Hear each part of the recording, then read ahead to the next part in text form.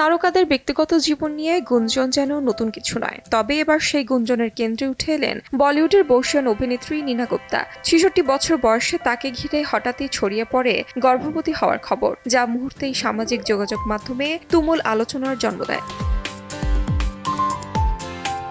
সম্প্রতি রশ্মিকা মান্দানা ও বিজয় দেবরাকোন্ডার বিয়ের প্রীতিভোজের আয়োজন করা হয়েছিল হায়দ্রাবাদে। তারকা খচিত সেই আয়োজনে স্বামীকে সঙ্গে নিয়ে উপস্থিত ছিলেন নীনা গুপ্তা। সাদা রঙের সিল্কের শাড়ি আর হলটারনেক ব্লাউজে তাকে দেখা যায় বেশ আত্মবিশ্বাসী লোকে, কিন্তু সেই সাজই যেন হঠাৎ করে নতুন বিতর্কের জন্ম দেয়।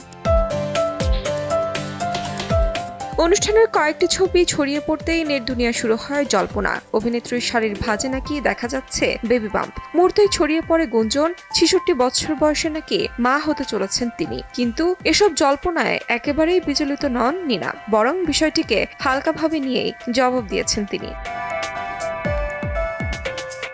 অভিনেত্রীর ভাষ্য, আমি অন্তঃসত্ত্বা নই। আসলে ওই অনুষ্ঠানে যে শাড়িটি পরেছিলাম তার কাপড়ের ধরন এমন ছিল যে পেটের অংশটা একটু ফুলা দেখাচ্ছিল।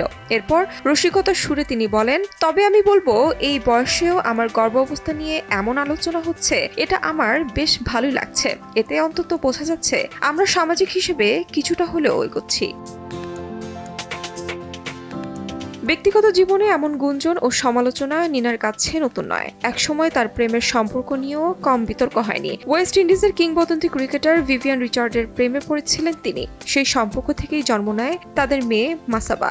সেই সময় বলিউডে তাকে নিয়ে ব্যাপক আলোচনার জন্ম দিয়েছিল।